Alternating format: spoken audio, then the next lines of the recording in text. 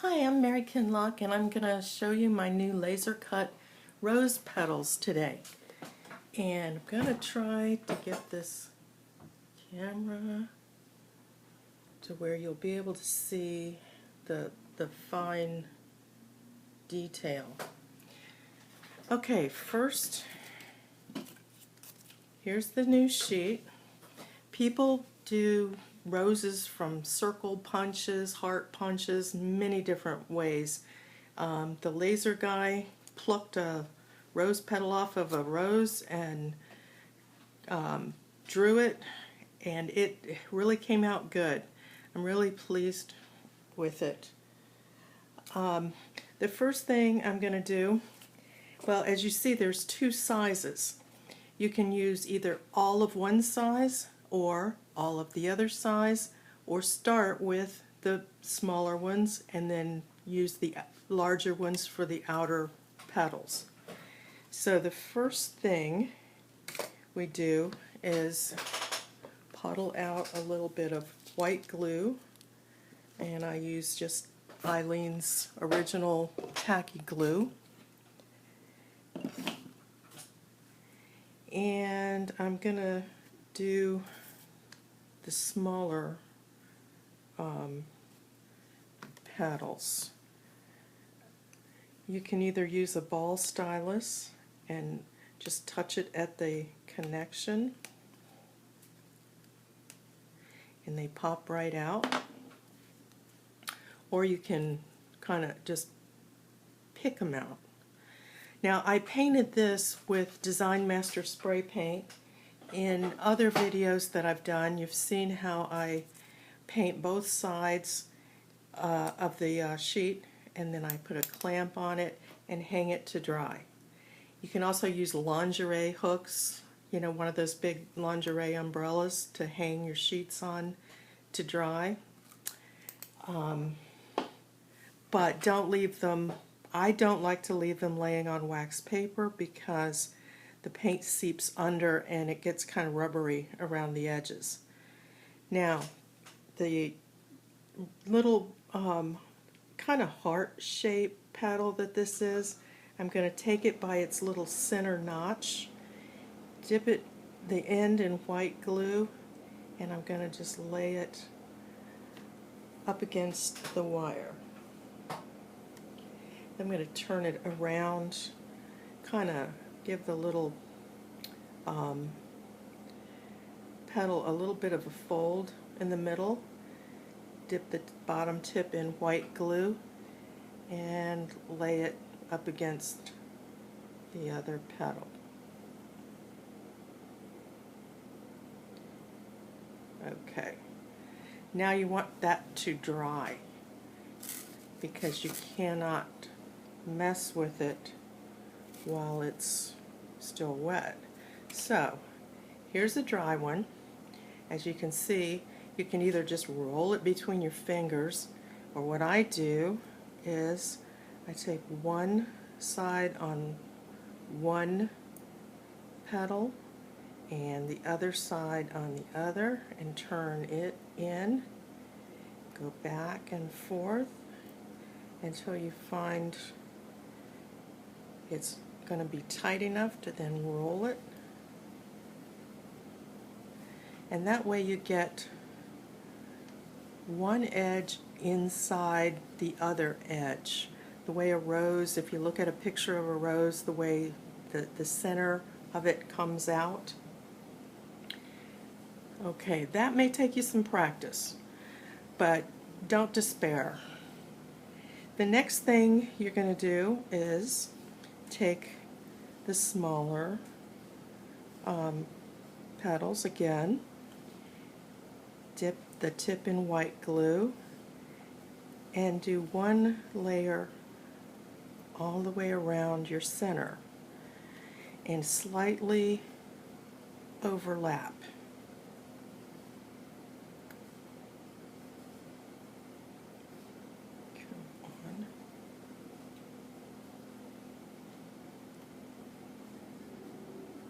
Now, as you see, I'm not using Zap-A-Gap.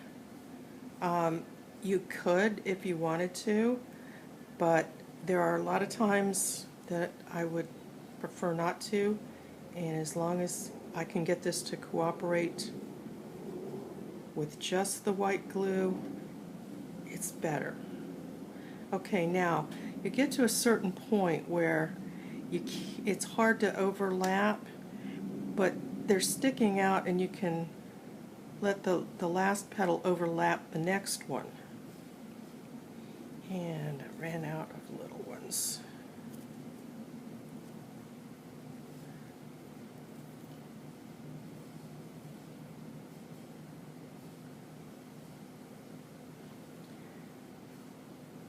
Okay, kind of folding it a little bit in the middle. And then continuing around. Now, if they get to where they start to sliding, put them in the flower holder and let them dry. The harder you fight with something, the worse it'll get. Now here's one that has been drying, and it doesn't look all that spectacular, but what I'm going to do is give it like a little bit of a roll with my fingers, and then I'm going to catch the edges with my tweezers.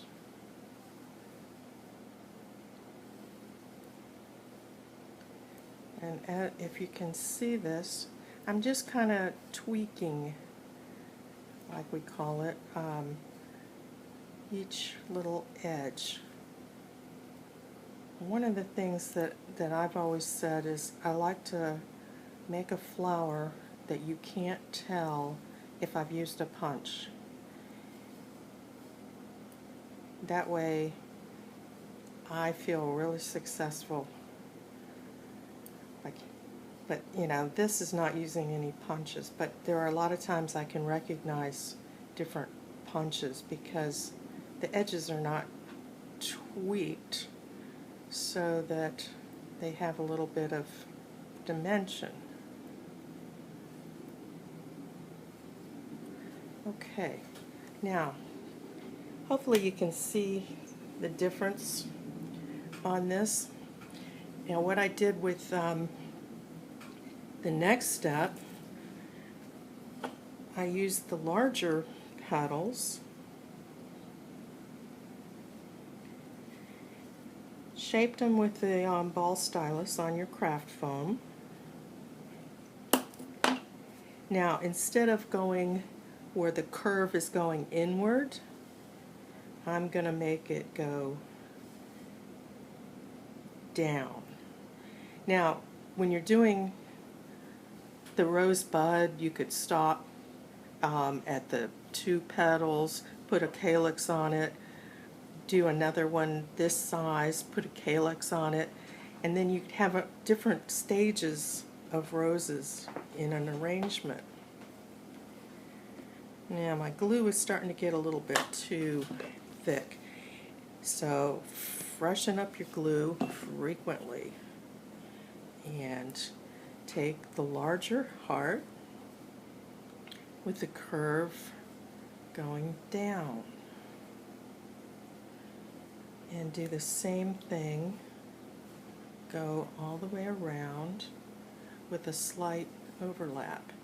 Now at this point you might have a little bit of difficulty.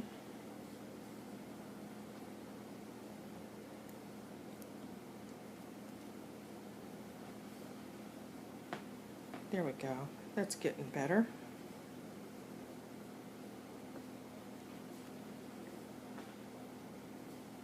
Okay.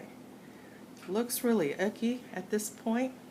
I've gone all the way around with the curve of the petal going down. Hopefully you can see that. Okay. Now, here's one after it's dry. And one of the things that I'm loving about this is I can do the point like a hybrid T, where you take one edge of the bottom petal, and then the other edge, and just kind of roll them towards each other.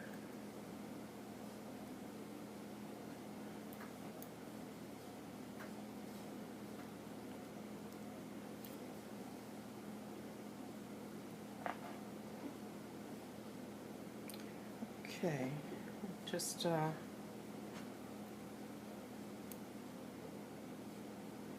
keep rolling. I don't know if you can see, but trying to get it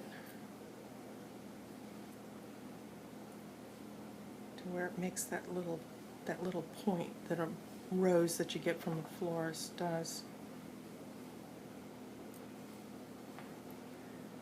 That's one of the things that you just have to keep practicing,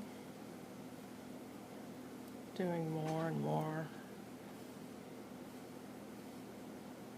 A lot of people say, oh, you have so much patience. I find this really relaxing. You have to concentrate on what you're doing, which that's why I guess filming is hard, because I'm trying to talk and that's two different sides of the brain. Okay.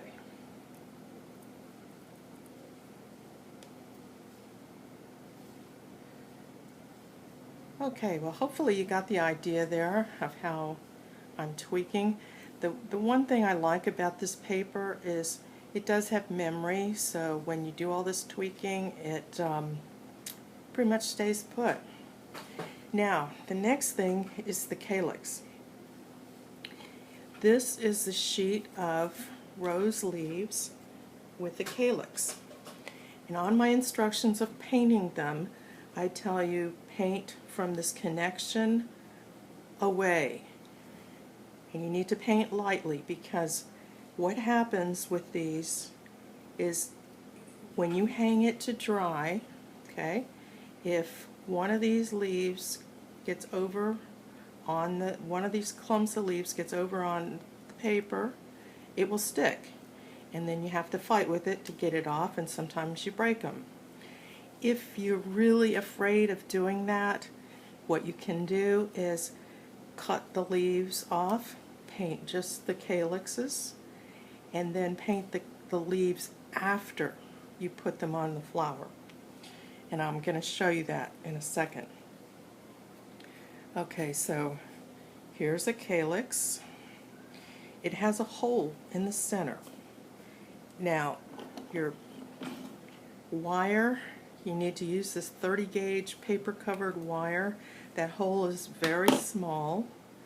You can, if your wire is a little bigger, enlarge it with a corsage pen, some kind of pen. Just poke it right in the middle. But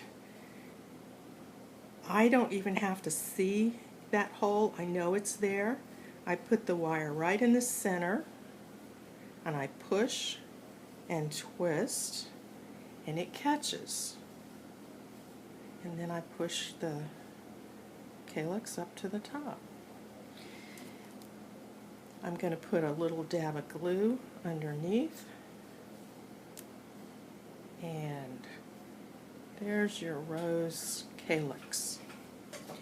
Now the leaves, what I have been doing, years ago when I first wrote the instructions, I didn't have this wonderful wire that I have now from England, and it's sugar flower wire. It comes on a spool, and it does ravel a little bit if it's not painted. But once it's painted, which painting it is really easy, take a big piece of it, put a clamp on the end, dip your fingers in paint, and then just make sure you get it covered completely, and then you're having fun with like finger painting like as a kid. Okay, so then I take that wire that I've painted green and I chop it up in little pieces. And the leaves on a rose are in clumps of 3s and 5s. Okay, I'm gonna take one of my little wires and put it right in the middle of one of my clumps of leaves. Now I've already painted this. You could wait until you glue it onto the flower and then paint it if you have a problem with that painting, because this particular one, it will want to turn and stick to the border of the paper. Now here's where you need your Zap-A-Gap. So I'm going to put a little drop of Zap-A-Gap out. And if you haven't used it, this is the Zap-A-Gap that I use. It's the one with the green label. It's medium. Take one of my clumps of leaves that that's been drying, and I can bend them now. That also, these leaves are so delicate in the center that by putting that wire on there gives them some strength. I'm going to cut the end off to about the length of where the end of the stem is on the paper. Take my rose, dip the end of the leaves in white glue, touch of Zap-A-Gap, and then hold it for a second until it grabs.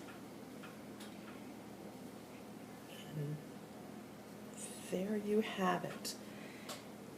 You keep adding leaves as you desire, and one of the things when you put this in a vase, you need to take the flower and bend your stems around, and so they're not straight as an arrow.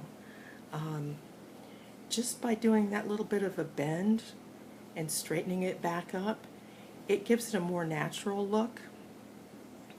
When this leaf segment is dry, and after you've added all the ones that you want to, then go back and do a little touch up with just white glue, maybe mixed with a little water, and then paint over these connections.